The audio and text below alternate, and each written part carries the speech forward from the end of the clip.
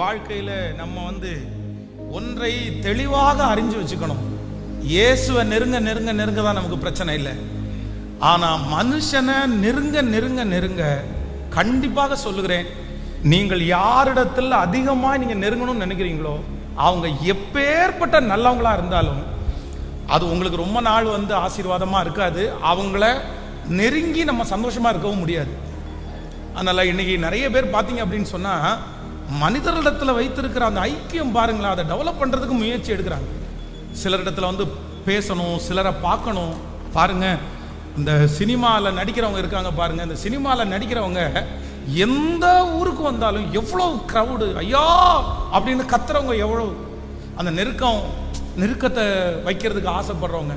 பரிசுத்தவான்களோட ஐக்கியம் வச்சுக்கலாம், அவங்க நமக்காக ஜெபிக்கலாம், நல்ல ஜனங்களோட ஐக்கியம் வச்சுக்கலாம். ஆனா ஒண்ணு நீங்க நினைச்சுங்க, யாரோட நீங்க அதிகமா நெருங்கினாலும் கண்டிப்பாக அவர்கள் நிமித்தமாக ஒண்ணு உங்களுக்கு ஒரு காயம் வரும், இல்லைன்னா நீங்க அவங்கள காயப்படுத்துவீங்க. ஹலோ, எங்களுடைய உறவு பாஸ்டர் நீங்க நினைக்கிற மாதிரிலாம் கிடையாது. நான் ரொம்ப அண்டர்ஸ்டாண்ட் 100% அவங்க அண்டர்ஸ்டாண்டிங்கான ஆட்களா இருக்கலாம். ஆனால் நான் இன்று சொல்லுவதை நீங்கள் எழுதி வைத்துக் கொள்ளுங்கள். எப்பவுமே இந்த பழக்கத்தை பழகாதீங்க. நான் மனுஷன் வேணும்னு இல்லை, மனுஷனுடைய ஐக்கியத்திற்காக நினைச்சு சிக்கானவன் தான் நான், பைத்தியமானவன் நான். ஊர்ல இருக்கும்போது ஒரு கிரவுடு, பைபிள் காலேஜில் இருக்கும்போது ஒரு கிரவுடு, சென்னையில் ஊழியம் பண்ணும்போது ஒரு கிரவுடு. எப்பவுமே பசங்களை சுற்றி அவர்களோட பேசி சந்தோஷமா நம்ம இருக்கணும். நம்ம இருக்கிற இடத்துல 10 பேரை கலகலன்னு வச்சுக்கணும், யாரு சோர்ந்து அப்படியெல்லாம் நினைச்சு மனுஷனுடைய உறவுகளை தேடி தேடி தேடி போனவன். ஆனால் ஒரு காலகட்டத்தில் ஆண்டவர் ஒரு தனியான ஒரு இடத்துல கொண்டு போய், இதுதாண்டா வாழ்க்கை, இதுதாண்டா ஊழியம், இதுதாண்டா உன்னை நடத்துற, இதை மட்டும் நீ பழகிட்டேன்னா எங்க போனாலும் நீ நிற்ப அப்படின்ற ஒரு சூழ்நிலைக்குள்ள ஆண்டவர் என்னை கொண்டு போகும்போது அதை என்னால் ஜீரணிக்கவே முடியல. ஏன்னா இத்தனை நாட்கள் மனிதனோட இருந்து பழகிட்டேன்ல, இந்த ஃபர்ஸ்ட் டைம் அவங்க இல்லாம என்னால் அதை சரியா மேனேஜ் பண்ணி கொண்டு போக முடியல. இந்த அளவுக்கு ஸ்பிரிச்சுவல் லைஃப்லையும் அன்னைக்கு ஸ்ட்ரென்தனா இல்லாதனால அப்படியே பேக் ஸ்லைடிங் ஆகி மன அழுத்தத்துக்குள்ள போயிட்டேன். அப்போ ஆண்டவருடைய பிள்ளைகளே, எல்லாமே இருக்கட்டும், பேச்சு இருக்கட்டும், SMS இருக்கட்டும், எல்லாமே இருக்கட்டும், நீங்க ஒன்று சேர்றது இருக்கட்டும். ஆனா என்ன பண்ணுங்க அப்படின்னா, மனுஷனோட உறவு வச்சிருக்கிறதுக்கு கண்டிப்பா ஒரு லிமிட்டேஷன் வச்சுக்கோங்க. கண்டிப்பா இது உங்களுக்கு சொல்லி கொடுக்குற, ஆண்டவர் சொல்லி கொடுக்குற பெரிய பாடமா நீங்க நினைச்சுங்க. பெரிய தெளிலால சிம்சோன் நம்பினது கொஞ்சம் இல்லை, ரொம்ப நம்பிட்டான். ஐயோ, இவன் எப்படி என்ன இது பண்ணுவான், எப்படி என்ன போட்டு கொடுப்பா, எத்தனையோ பேரை வெறுத்து தானே என்ன நேசிக்கிறான். ஆனா அந்த சிம்சோனை கடைசியில் ஒரு நாள் பார்த்தீங்கன்னா அவங்க தீமையாவே மாறிட்டான். வாலிப தம்பி தங்கச்சிக்கு நான் ரொம்ப அன்பா சொல்றேன், நீ தனிமையில இருந்து பார், அதுக்காக உனக்கு ஆளே வேண்டாம் நான் சொல்லலை. நீ எல்லா இடத்துலையும் சகஜமாய் பேசு, சகஜமாயிரு. ஆனா உன் வாழ்க்கையில நீ தனிமையா இருந்து அந்த தனிமையில மட்டும் ஒரு ஜெயத்தை நீ பெற்றுக்கிட்டேன்னா, நீ எந்த ஊரு எந்த நாட்டுக்கு போனாலும் உன்னை அசைக்கிறதுக்கு ஒருவராலும் முடியாது. அந்த இடத்துல கர்த்தரும் கூட இருப்பார், நீங்க அந்த இடத்துல ரொம்ப வெற்றியா இருப்பீங்க. ஆனா இல்ல, எனக்கு யாராவது ஒருத்தர் பேசிட்டே இருக்கணும், நான் யாராவது ஒருத்தர் கூட இருந்துட்டே ஆகணும், அவங்க என்ன ஆறுதல் படுத்தணும், அந்த கான்டாக்ட் நான் விடவே மாட்டேன், எந்த ஊருக்கு போனாலும் அப்படிதான் அதை ஃபாலோ பண்ணுவேன். இந்த ஒரு மென்டாலிட்டியில நீங்க வளர்ந்துட்டீங்க அப்படின்னு சொன்னா, ஆண்டவர் அந்த இடத்திலிருந்து உங்களை வெளியே எடுக்கும்போது உங்களால வளரவே முடியாது, உங்களால உயரவே முடியாது. நான் ஃபாஸ்டிங் பிரேயர்ல கூட சொன்னேன், எந்த குருவியாவது எந்த கழுகாவது குஞ்சுகள் வளர்ந்ததுக்கு பிற்பாடு அந்த கூட வச்சிருக்குதா? இல்ல, குஞ்சு முட்டை போட்டு குஞ்சு பொறிக்கிற வரைக்கும் தாங்க இப்ப கழுகு கூடு. அதுக்கப்புறம் கழுகு கூடு தன் தாயினுடைய கூட அல்ல, தனக்கான கூடு. அதுதான் அதுக்கு கூட. தாய் அந்த கழுகுனுடைய குஞ்சு என்னைக்கு பறக்க கத்துக்குதோ அன்னையோட அதனுடைய குஞ்சு அந்த கூடு முடிஞ்சிருச்சு, அவ்வளவுதான். அதுக்காகவே முன்கூட்டியே கழுகு தன்னுடைய கூடைய அமைக்கும் போது அதுக்கு தகுந்த மாதிரி தான் அமைக்கும். அதான் ஃபர்ஸ்ட் லேயர் முள்ளும், அடுத்த லேயர் குச்சி, அடுத்த லேயர் இலவம் பஞ்சு, அதுக்கு மேலதான் அது முட்டை போடும். ஏன் அப்படின்னு சொன்னா, குஞ்சுகளை கொஞ்சம் கொஞ்சமா பழக்கும். ஃபர்ஸ்ட் குஞ்சு பொறிச்ச உடனே அந்த இலவம் பஞ்சை எடுத்துரும், அடுத்து கொஞ்ச நாள் ஆன உடனே போட்டிருக்கிற விறகு துண்டுகளை எடுத்துரும், அதுக்கப்புறம் முள்ளுலையும் வலிக்கும், அப்புறம் முள்ளையும் எடுத்துரும். அவ்வளவுதான், அதுக்கு கூடே கிடையாது. அந்த கழுகு கடைசியா வேகமா பறந்து தனக்கு கான்பிடென்ட் வந்துருதுன்னு சொன்னதுக்கு அப்புறம் தன்னுடைய அம்மாவாவது பார்க்க வராது, அடுத்து அதுதான் அம்மா, அடுத்து அதுதான் அப்பா. அதனால ஆண்டவருடைய பிள்ளைகளே, இந்த டிபெண்டன்ட் அப்படின்னு இருக்குல்ல, சார்ந்து வாழ்றது, கர்த்தரை சார்ந்து வாழலாம். ஒரு மனுஷனிடத்துல போய் 1000 ரூபாய் கேளுங்க, 1000 ரூபாய் நீங்க கேட்கிற அன்னைக்கு வரைக்கும் உங்களுக்கிட்ட உங்களை அந்த மனுஷன் வச்சிருந்த மரியாதை டாப்ல இருக்கும். அந்த 1000 ரூபாய் கேட்ட உடனே அது அப்படியே இறங்கும். அந்த 1000 ரூபாய் வாங்கிட்டதுக்கு பிற்பாடு, இல்ல வாங்குறதுக்கு முன்னாடி, தரேன்னு சொன்னீங்களே, நான் வெயிட் பண்ணிட்டு இருக்கிறேன்னு ஒரு ஃபோன் கால் பண்ணி அடுத்த 2வது ஃபோன் கால் பண்ணிட்டீங்கன்னா உங்க மேல இருக்கிற மதிப்பு மொத்தமும் இறங்கி உங்களை ஜீரோவா நினைப்பாங்க.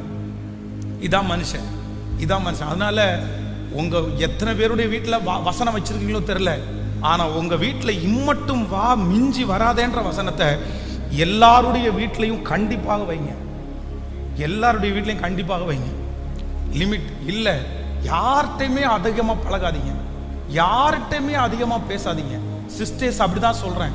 மணிக்கணக்கா போன்ல உட்கார்ந்து பேசி பேசி பேசி உங்களுடைய ரகசியங்களை எல்லாத்தையும் யாரோ ஒருத்தருக்கு சொல்லி எதுக்கு அப்படி பழகுறீங்க? எதுக்கு அப்படி பழகுறீங்க? பிரதர்ஸ் அப்படிதான். வீட்டுல மனைவியிடத்துல பேசுறதுக்கு டைம் இல்லை, பிள்ளைகளிடத்துல பேசுறது இல்லை.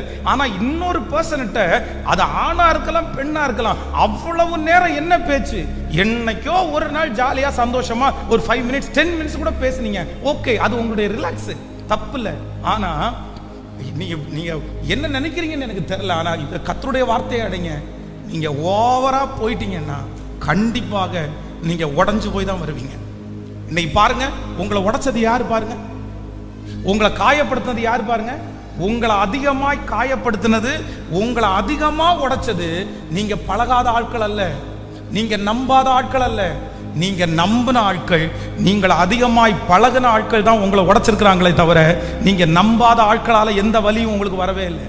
அதனாலதான் ஆண்டவர் நமக்கு வேதத்தில் எழுதி வச்சிருக்கிறார், மனிதனை நம்புவதை பார்க்கலும் கர்த்தர் மேல் பற்றுதலா. வாலிப தங்கச்சி தம்பிங்க ரொம்ப கவனமாக கவனிங்க. நீ அப்படி பழகுப்பா, நீ அப்படி பழகு. ரொம்ப நேரம் பேசி பழகாத, ரொம்ப நேரம் பேசாம இருந்து பழகு. நீ இப்படி கொஞ்சம் இது அப்படி நீ வந்துட்டேன்னா நீ தலைவனுக்குரிய மெச்சூரிட்டி வரும். உனக்கு ஒருவேளை சைக்காலஜிக்கலா அந்த மாதிரி பேசாம இருக்கிறதுனால டிஸ்டர்பா இருக்குன்னா நீ நல்லா நல்லா ஃப்ரீயா இரு. நீ கடினமா இருத்தி கண்ட்ரோல் பண்ணி அப்படி இருக்கணும்னு இல்லை. நீ கொஞ்சம் சந்தோஷமா நல்ல ஜாலியா, அதுக்கு தான் ஆண்டவர் உங்களை உலகத்துல வச்சிருக்கிறாரு. இல்ல, உங்களுக்கு கொடுத்திருக்கிற அத்தனை ஆசீர்வாதத்தையும் இந்த உலகத்துல நம்ம அனுபவிக்கிறதுக்கு தான் ஆண்டவர் வச்சிருக்கிறார். சிலரெல்லாம் பார்க்கும்போது அவ்வளவு வருத்தமா இருக்கும். நம்முடைய திருச்சபையினுடைய இடத்தினுடைய சொந்த அந்த ஓனர் கிட்டத்தட்ட 100,000 crores ஓனர், ஒரு 1000 கோடி ரூபாய்க்கு அவர் அதிபதி. ஆனா 1000 கோடி ரூபாயினுடைய அதிபதி அவர் நிறைய நேரத்தில் வரும்போது அவருடைய வேஷ்டியை கிழிஞ்சதான் நான் பார்த்துருக்கேன். கிழிஞ்ச வேஷ்டி கிழிஞ்ச சட்டை தான் போட்டுப்பாரு. அவருடைய மரணம் வரைக்கும் பார்த்தீங்கன்னா அவர் ஒரு காரில் அவர் டிராவல் பண்ணதே இல்லை, ஒரு டிரைவரை உட்கார வச்சு அவர் உட்கார்ந்து பண்ணதே இல்லை, ஒரு பழைய வண்டியை மட்டும் தான் வச்சிருந்தார். அது தாழ்மையில் நம்ம சேர்க்க முடியாது, தாழ்மையில சேர்க்க முடியாது. ஏன்னா அத்தனை ஆசீர்வாதத்தை அவருக்கு கொடுத்தும் அவர் எதையுமே இது பண்ணாம கடைசியில நெற்றியில 1 ரூபாய் வச்சு தான் அவர் போனார். அந்த ஆத்மா கடைசி நாள்ல ரொம்ப வியாகுலப்பட்டுருச்சு. நான் ஒண்ணுமே அனுபவிக்கலையே, இவ்வளவு சேர்த்து என்ன பிரயோஜனம்? அந்த மாதிரி ஆண்டவருடைய பிள்ளைகள் இருக்க வேண்டாம். நீங்க சந்தோஷமா இருக்க வேண்டாம்னு வேதம் சொல்லல. நீங்க மகிழ்ச்சியா இருப்பது உங்களுக்கு பலன் அப்படின்னு தான் வேதம் சொல்கிறது. சந்தோஷமா இருங்கள், எப்பொழுதும் சந்தோஷமா இருங்கள், கவலைப்பட வேண்டாம் தான் வேதம் சொல்லுது. கவலைப்படுங்கன்னு ஆண்டவர் சொல்லல, அழுங்கன்னு ஆண்டவர் சொல்லல. அதனால இன்னைக்கு ஒரு தீர்மானம் எடுக்க போறேன். என்ன தீர்மானம்னா, ஆண்டவரே, நான் மனுஷனோட பழகிறத என்ன பண்ணுவேன்? குறைச்சிருவேன். பக்கத்துல கையில கொடுத்து சொல்லுங்க, மனுஷனோட பழகிறத குறைச்சிக்குங்க. சத்தமா சொல்லுங்க, குறைச்சிக்குங்க. உங்களை பார்த்து ஒரு கேள்வி கேட்கட்டுமா? நான் கேள்வி கேட்கட்டுமா? ரெகுலரா யாரா இருக்கலாம், அம்மாவா இருக்கலாம், அப்பாவா இருக்கலாம், தங்கச்சியா இருக்கலாம், ஃப்ரெண்ட்ஸா இருக்கலாம், இல்ல சர்ச்சுக்கு வர நண்பரா இருக்கலாம். ரெகுலரா ஒரு நபர்கிட்ட நான் பேசுறது மாதிரி ஒரு பர்சன் கூட இல்லை, ஒரு நபர் கூட. நான் ஏதோ 2-3 நாளைக்கு ஒரு டைம் கூப்பிடுவேன், ஒரு 5 நாளைக்கு ஒரு டைம் கூப்பிடுவேன், வாரத்துக்கு ஒரு நாள் கூப்பிட்டு எங்க அம்மா கிட்ட பேசுவேன். ஆனா டெய்லி ஒருத்தருக்கு அட்டெண்டன்ஸ் போடுறது மாதிரி என் வாழ்க்கையில யாருமே எனக்கு இல்லைன்றவங்க கை தூக்குங்க பார்க்கலாமே. ரொம்ப சந்தோஷம். நாங்கள் இத்தனை பேர் நீங்கள் இருப்பீங்கன்னு நான் நினைக்கல. ஸோ உங்களுக்கு ஒரு நல்ல கிளாப் கொடுங்க. மனைவியின் இடத்துல பேசுறதை நான் சொல்லலை, பிள்ளையின் இடத்துல பேசுறதை நான் சொல்லலை. ஸோ அவங்கள்ட்ட டெய்லி தேவைக்காக பேசலாம். அவங்கள்ட்ட கொஞ்சம் பேசுறது யாரும் இல்லைன்னு நினைக்கிறேன். 1 வருஷம் 2 வருஷம் தான் கொஞ்சம் பேசுவாங்க. அதுக்கப்புறம் பார்த்தீங்கன்னா என்ன அப்படியா, வை வரேன், சரி செஞ்சுட்டியா, சாப்பாடு ஆகிட்டியா, ரசம் வச்சாச்சா, சாப்பிட்லாமா, வரட்டுமா, போட்டவா, இப்படி தான் இருக்கும் நிறைய பேர். அதை சொல்ல வரல. அப்போது நான் என்ன சொல்கிறேன் அப்படின்னா, ரெகுலராக உங்களுக்கு மனுஷனிடத்தில் இல்லை அப்படி தொடர்பு. ஆனால் யார்கிட்ட இருக்குது அப்படின்னா, ஹல்லேலூயா, ஆமென் சொல்லுங்கள். உங்கள் வேலை விஷயமாய், உங்களுடைய சம்பாத்தியத்தின் விஷயமாய், அதெல்லாம் நான் சொல்ல வரல. இல்லை இவங்களோட டெய்லி நான் பேசிடுவோம் பாஸ்டர் அப்படின்னு இருக்கிறது அது நல்லா இருக்கிற வரைக்கும் அந்த உறவு சரியா இருக்கும். ஆனால் நல்லா இல்லாமல் போச்சுன்னா அது கஷ்டமா இருக்கும். ஆனால் என் ஆண்டவரிடத்துல எவ்வளோ வேணாலும் பழகலாம், எவ்வளோ வேணாலும் பழகலாம், எவ்வளோ வேணாலும் நெருங்கலாம். அவர் நிமிஷந்தோறும் என்னை விசாரிக்கிற தேவன். ஹல்லேலூயா, ஆமென். தனிமையிலே இருந்து எனக்கு அப்பா இல்லை, எனக்கு அம்மா இல்லைன்னு சொன்ன தாவீது சொல்றேன், என் தகப்பனும் தாயும் என்னை கைவிட்டாலும் அப்படின்னு போய் நான் வனாந்திர நாரைக்கு ஒப்பானேன் அப்படின்னு எல்லாம் எழுதின அந்த தாவீது சொல்லும் போது என்ன சொல்றான் அப்படின்னா, எனக்கு சிறகுகள் மட்டும் இருந்தா நான் அப்படியே பறந்து போய் யாருமே இல்லாத ஒரு இடத்துல சொல்லுங்களேன் இளைப்பாரி இருப்பேன்.